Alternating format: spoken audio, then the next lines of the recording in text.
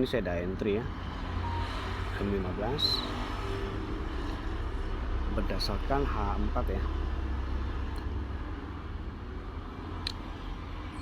4 di sini ada momentum bagi entry,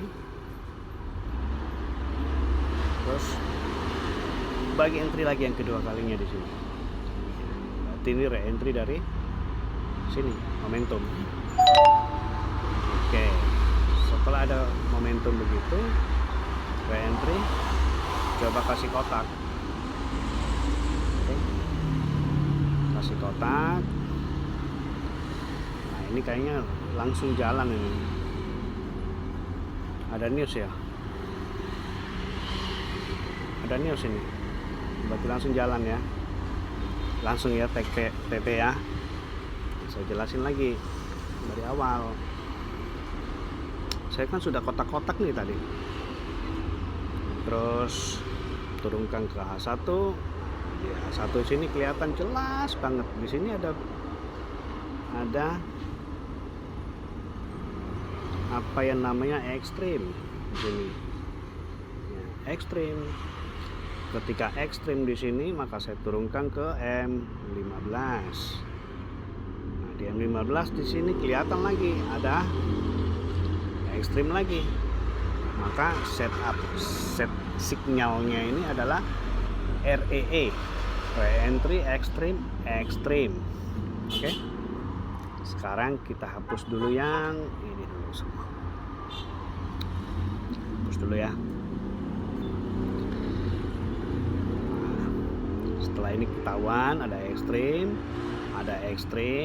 Nah, di sini baru penarikan Fibo dimulai. Oke. Nah, penarikan Fibo dimulai. Tetapi lagi-lagi saya cerita ya, lagi-lagi tidak bisa hanya menandal. Begini. Sorry. Ini perlu pemahamannya, perlu saya jabarkan lebih dalam ya, bahwa ketika kita hanya memakai BBMA sebagai tools kita untuk trading, bagus. Selama Anda bisa kuasai 100%, hasilnya luar biasa memang ya. Tetapi di sini perlu saya tekankan bahwa dasar-dasar dari trading itu kan ada support resistance dan SND, supply demand ya. Itu kan dasar ya, teknik dasar.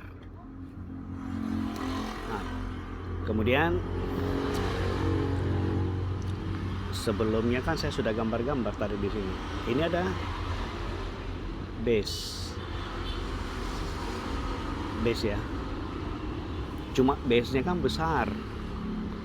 Ya. Di sini ada supply tapi kan terlalu besar areanya kan. Nah, coba dikecilin di M5. Oke, di M5 di sini kelihatan lebih kecil lagi base-nya. Ya kan? Nah, ini lebih diperkecil.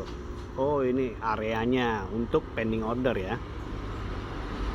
Tetapi di sini kita lihat lagi, di sini juga ada base. Dia membuat base di sini.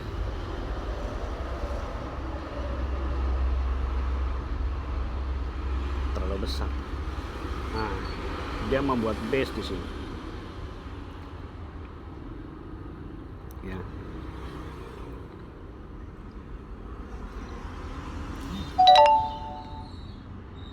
Kemudian setelah kita lihat di sini ada base, kemungkinan base ini akan ke break. Nah, di sini kan sudah ada ya tanda-tanda untuk break base. Ya, di sini kan sudah di break ini base-nya. Ya, tetapi ini break ini bisa dikategorikan sebagai breakout yang fake, karena breakout itu sebenarnya menurut ilmunya ya, breakout itu ditandai dengan adanya 2 atau 3 bull ketika ini bull satu, harus ada bull satu lagi, kemudian harus ada bull satu lagi yang lebih tinggi daripada bull-bull sebelumnya, itu adalah breakout. Tapi yang seperti ini kan breakout false ini ya. Nah, kemudian di sini ada base lagi. Nah, ini base sell semua ini yang saya tandai tadi. Nah, di sini. Kenapa bisa tandai ini sebagai base? Mengacu kepada hanya Fibo Musang aja. Ini kan CB1. Ya. Ini base-nya, ini CB1 yang memecahkan ini. Oke. Nah, rupanya kan dia sudah mulai ya, sudah ada respect di sini. Satu tail ini dia sudah respect ke sini. Oke. Nah, kemudian kalau kita melihat, oh ini base-nya masih lebar ini, masih terlalu lebar. Ingin saya kecilkan lagi, bagaimana? Pindah ke M1. Nah, di M1 kelihatan nih base-nya. Yang mana? Nih, ada base lagi.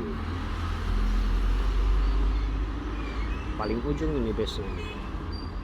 Nah, dikarenakan M1 ini yang paling kecil, nggak ada lagi di bawahnya, maka acuannya di sini. Ketika dia masuk ke area base ini,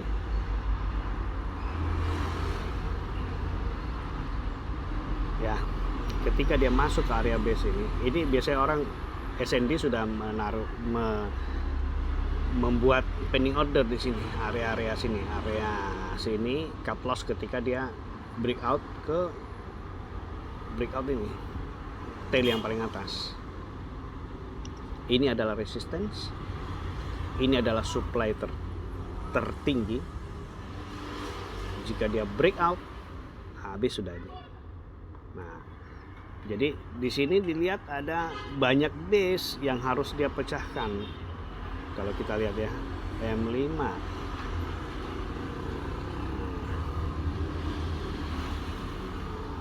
Base pertama, base kedua, dan yang terakhir di M1 ini base ketiga.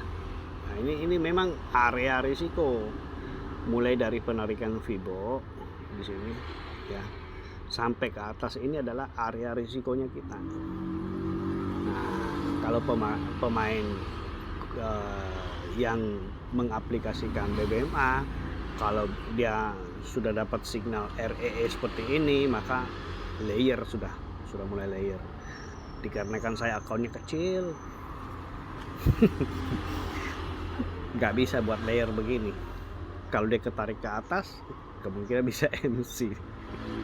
Ya, jadi mengatur bagaimana supaya ketika kita ke floating begini tidak panik ya, karena kita sudah kuasai. Oh, di sini ada base, di sini ada base, dan yang terakhir base itu adalah ini. Jikalau ini pun M5 dia adalah base, ternyata itu masih lebar base-nya, ya bisa dikecilin kan di M1 ini. Betul. Nah, karena begini, ketika ya anggaplah Anda itu pemain BBMA ya, kita ngomong ya pemain ya, Anda adalah pemain BBMA. Saya analogikan BBMA itu seperti tinju. Nah, ketika Anda bermain tinju di arena tinju sih oke. Tetapi ketika Anda sudah bertemu dengan orang di arena yang dikombinasikan dengan kaki, maka Anda nggak boleh mengandalkan cuma tinju, ya kan? Harus ada ilmu tambahan. Apa? Ya ilmu kaki. Akhirnya tendangan. Akhirnya lahirlah apa yang namanya Thai boxing. Nah, kalau di arena Thai boxing, ya sesama Thai boxing, ya Anda tidak perlu untuk upgrade skill, tidak perlu karena terbatas kan. Tetapi ketika Anda ingin melangkah lebih jauh lagi, yaitu memasuki arena, yang dimana arena itu adalah arena untuk mixed martial art, jadi seperti MMA, Maka ketika Anda cuma memakai Thai boxing, ya keok lah. Karena di MMA kan banyak sekali ini ilmu seni bela diri, banyak sekali di dalam. Salah satunya yang Anda harus kuasai ya underground, biar tidak bonyok. Nah, tetapi apakah cukup underground? Nah, ketika Anda cuma saya cuma mau underground saja, saya nggak mau yang lain, boleh, nggak masalah. Ya, akhirnya lahirlah Brazilian Jiu-Jitsu.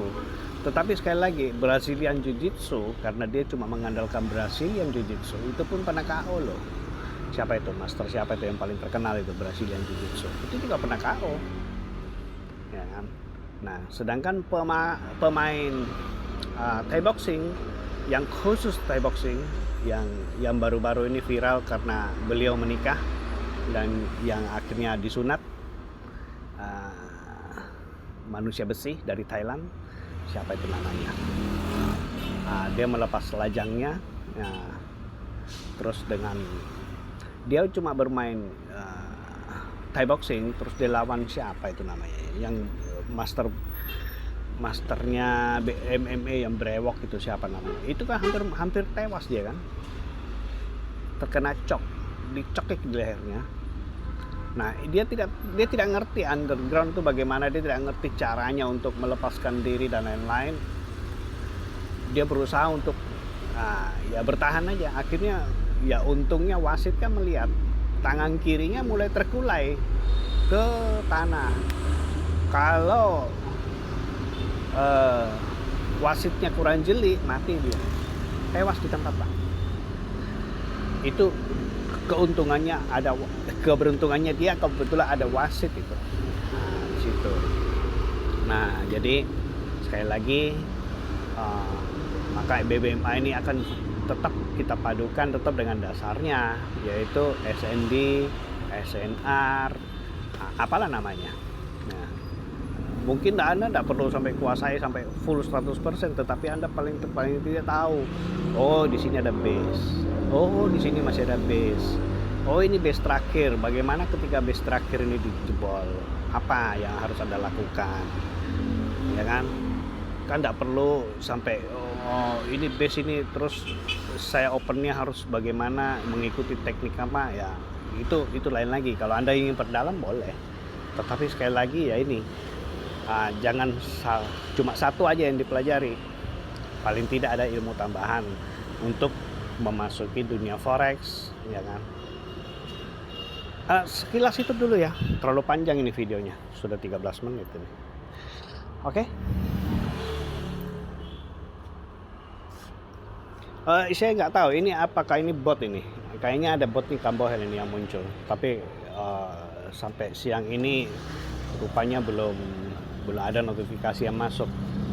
Nah, saya akhiri dulu.